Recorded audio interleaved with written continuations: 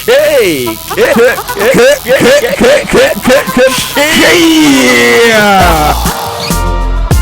so excited, it's already weekend. We keep it 100, yo, we never Me too, I'm excited. Charlie, what's up, man? Charlie, it's happening tonight to Lagoon Bar. Hey. DJ Black at the Lagoon Bar, Labadi Beach Hotel from 6 p.m. Yeah, you got to check out the entrance. Yeah, Labadi Beach Hotel. Yeah, Labadi Beach Hotel. Shouts to all Labadi Beach, you know what we talk about.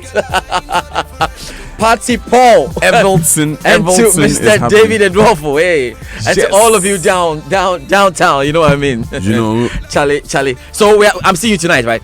Oh yeah, tonight Labadi Beach Hotel, Lagoon Bar. All right, we are there live. Okay, they have some nice food too. That to qualify as an incidental. So we will jubilate.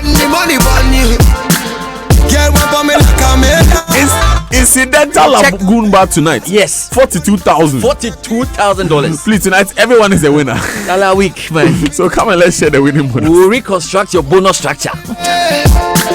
Jump on me, baby. It's okay. And take you on an excursion. It's okay. Labadi Beach. It's okay. Let's do sports. Hey, the Joy Sports Center is brought to you. The Incidental Joy Sports Center. Incidental, my God. Hey, George, no. Incident. It's brought to you by MTN 4G Plus. For the fastest connectivity and highest internet speed, choose MTN Turbo Net. Standard Chartered Bank Gear for good. And multi-TV just thrills. MTN is celebrating 10 years of making life simple by giving away 10 brand new Hyundai cars in the MTN Momo at 10 promo.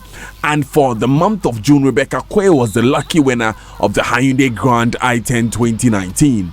Keep using your MTN Momo accounts to build points and win exciting prizes like Samsung Smart TVs and up to 3,000 Ghana cedis in eCash or one of the brand new Hyundai cars, including the all-new 2019 Hyundai Santa Fe, including from now till the end of August. Now remember, promo winners will only be called with 0244 for 300,000 to redeem their prizes. Dial star 120 hash to check your points. Terms and conditions apply. So go on, just Momo it. We there for you everywhere you go. So when you woke up this morning, you probably had no plans of feeling special, but the Standard Chartered Infinite card in your wallet always thinks otherwise, because wherever you go, trust me, you will get pampered. Guess what? A free travel insurance cover of up to $2.5 million is sitting pretty waiting for you. And if that's not enough, you get a free pass to over 1,000 VIP lounges in airports the world over. Well, this is just a few of the many amazing privileges the Standard Chartered Visa Infinite Debit or Credit Card brings you.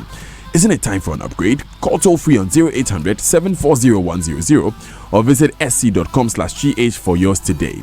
Standard Chartered, here for good. A big shout out to our friends at Standard Chartered. Charlie, it's been a while, but you know how we do it, guys. Yeah. This is the era. But you have to be fair to this incidental matter, because you're forgetting some of the things that were happening in camp, like the pictures. You remember that photo shoot? Oh yeah, the photo shoots. Yeah. You know, like the Jama sessions and the series, the skits. So Charlie, anyway, you know I'm trying. So which one was it? The feeding money or the per diem? Let's get into the Joy Sports Center this morning, Danny. Where did I go? Now, this morning, we'll look at the future of Black Stars coach Kwesi Appiah. Now, the major question many are asking is he staying or not? Now, the under fire Ghana coach has received the backing of a member of parliament to stay on. Titus Glover, MP for Tema East constituency, believes the coach did nothing wrong in Egypt and should be allowed to do his work. For the heads of the manager, and for that matter, the coach, which I disagree with them. We are doing this because at the end of the day, we'll come back and say that there's a need to go for a foreign coach. I totally disagree on those who want to make that argument that will land us in getting a foreign coach. 4 of the coaches that have won the cups in this country are Ghanaians. So even if there are flaws, even if there are mistakes, and we all know, watching from our offices, from our rooms, and our bedrooms, was sometimes about the late in changing some of the players and all that. But that's not mean that he's a failure. This is a Ghanaian coach, and we must have full confidence and believe in him that he can deliver. Another member of parliament, Osechi Mensah Bonsu, has added his voice to the future of coach Kwesi Appiah. Now, for the majority leader in parliament, those in charge, be it the sports ministry or the normalization committee, must come out with a definitive pronouncement on the coach's future. The coach, Kwesi Appiah, got appointed in April 2017. And the terms and conditions of his engagement were made known to him. He signed to the terms and conditions that he was to deliver AFCON 2019. The Speaker, as far as I'm concerned, a definitive pronouncement will have to be made on that. Whether to continue him so that he'll be assured. If it's not going to be continued, then you know that maybe as part of the terms of engagement, if he didn't deliver, he will be ousted. So the minister and indeed the outfit that is in charge of the Black Stars should come with a definitive pronouncement on the coach, not leave him in limbo. If it's to be continued, a decision will have to be taken and it will have to be made known to him. If he is to be discontinued, he must be told. More on the Black Stars this morning on the Joy Sports Centre. And Sports Minister Isaac Isiama has denied reports that fans sent to Egypt during the AFCON to support the Black Stars are stranded. Remember, not all fans are back as of now, despite Ghana's early exit. But Honourable Isiama insists they are in good care and are expected to return in the coming days. We can now hear from Isaac Isiama on that. Supporters are not stranded anywhere in Egypt. Mr. Speaker, the fact should be told. Visas were issued on individual basis. They went for their individual visas, so we couldn't have all of this in a group to organize them. So they went in batches. So their return ticket is being determined by the flights. And as we speak, those who are there, they are being well catered for. So Speaker, it should be a record. And the supporters will testify. This is the best well-organized supporters ever. It has never happened before. It is the best well-organized supporters for any tournament. The record is there. They will tell you they are there. That has never happened in our history. Hey, Charlie. Danny, is everything okay? Who is paying for them? Who? Government. Who is maintaining them in there? Government. But that is why you don't that is why the accommodation figure is huge. Is like the biggest component of the expenditure, not the budget that was read. Yes, but it's over 1 million, and the supporters are there. But and why the minister can we is excited, saying that they are there, and this is one of the most, the best organized supporters, whatever. Was it they not are possible? There. Was it not possible to have partnered maybe a traveling tours company to offer maybe discounts to persons to get tours of the place and all of that? This is the best they have done for the country, and we should be celebrating it because this is the best management of supporters so far. That the tournament was over on the 19th of July. And we're speaking 25th, 26th of July, and some supporters are still there. And I understand that up to the 10th of August. Yes, we should be happy. No, but you see, even with the 19th of July, our tournament ended before 19th Yes, July. round of 16. So they were there cheering on who? And you heard him. He says, we're happy. Mr. Speaker, we should be happy about it. Hey!